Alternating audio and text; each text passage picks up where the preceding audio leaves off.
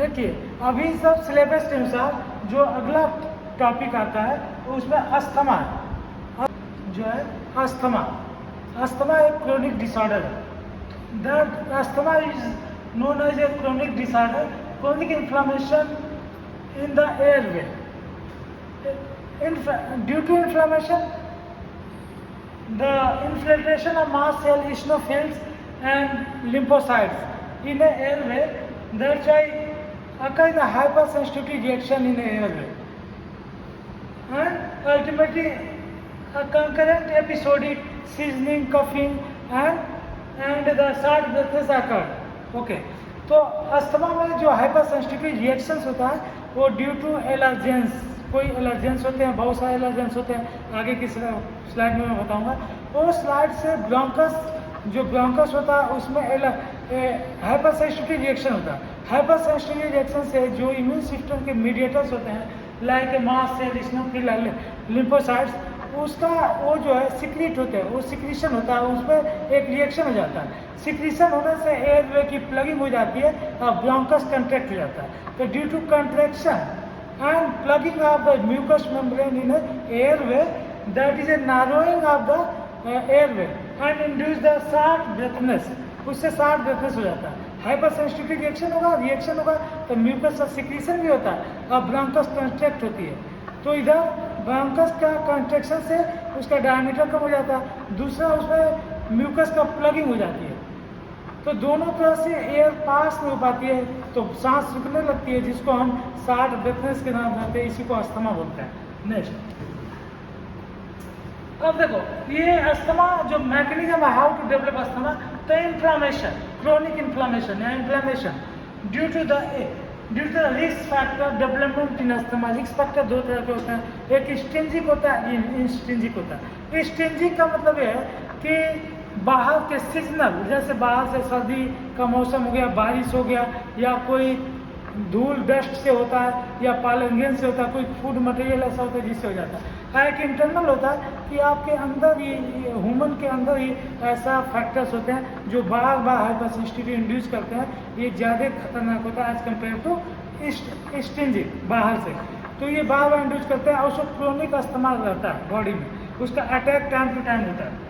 ठीक है, एयरवे में हाइपर रिएक्टिविटी बढ़ जाती है, जिससे एयर का लिमिटेशन रिस्क फैक्टर रहते हैं। तो सिम्टम शॉर्ट ब्रेथनेस, आपको पता है कि शॉर्ट ब्रेथनेस क्यों होता है, क्योंकि म्यूकस उसको प्लग कर देता है, और दूसरा कि ब्रोंकस नारोइंग हो जाती है तो सांस ले नहीं पाता है। सांस कैसे आती है, बाहर से सांस अंदर कैसे आती है, पार्शियल प्रेशर से, हायर पार्शियल ऑक्सीजन का होता है तो सिंपली डिफ्यूज होकर लंग्स में चला जाता है। और उधर कार्बन डाइऑक्साइड के बॉडी के अंदर जो ब्लड में होता है, कार्बन डाइऑक्साइड का पार्शियल प्रेशर ज़्यादा होता है तो ब्लड से डिफ्यूज होकर कहाँ पे होता है, लंग्स पे, लंग्स से बाहर निकल जाता है। तो इसमें एक्टिव ट्रांसपोर्ट नहीं है, ये सिंपल डिफ्यूजन से होता है। लेकिन ये प्रेशर डेवलप होता है पार्शियल प्रेशर, लेकिन एयरवे में जब प्लगिंग हो जाएगी, सब कुछ क्लोज हो जाएगा, कंट्रैक्ट हो जाएगा, तो प्रेशर डेवलप नहीं हो पाता है।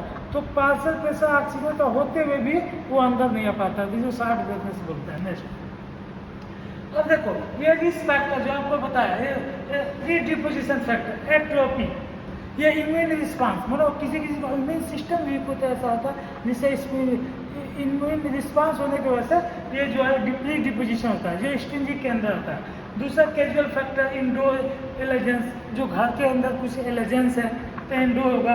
डोमेस्टिक माइट्स, समझ रहे हो, और एनिमल एलर्जेंस, कॉकरोच है, फंगस है, पॉलीगेंस ऑफ फंगस, ये सभी हाउस में या आसपास रहते हैं तो एलर्जेंस से हाइपर सेंसिटिविटी, इसलिए क्लीनिंग जरूरी है।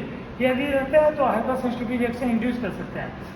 कंट्रीब्यूशन फैक्टर, रिस्पिरेटरी इन्फेक्शन होगा, स्मॉल साइज ऑफ ब्रेथ होगा, और डेथ भी हो जाता है पेशेंट का।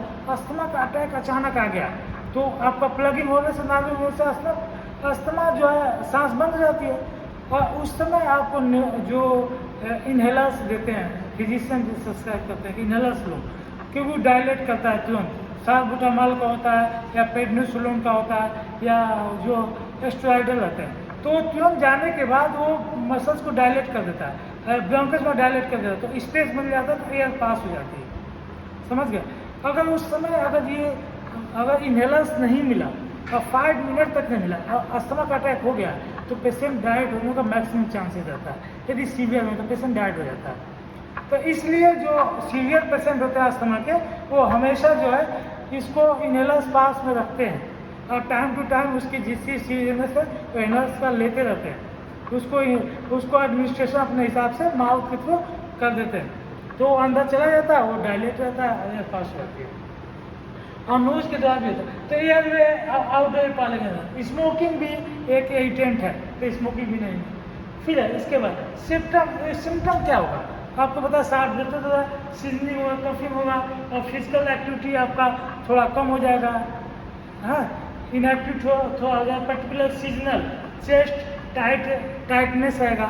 इस तरह से ये अस्थमा का ये डिफिनीशन है और इसके मैकेनिज्म हाउ टू डेवलप। और नेक्स्ट पार्ट नेक्स्ट स्लाइड में बताता हूँ।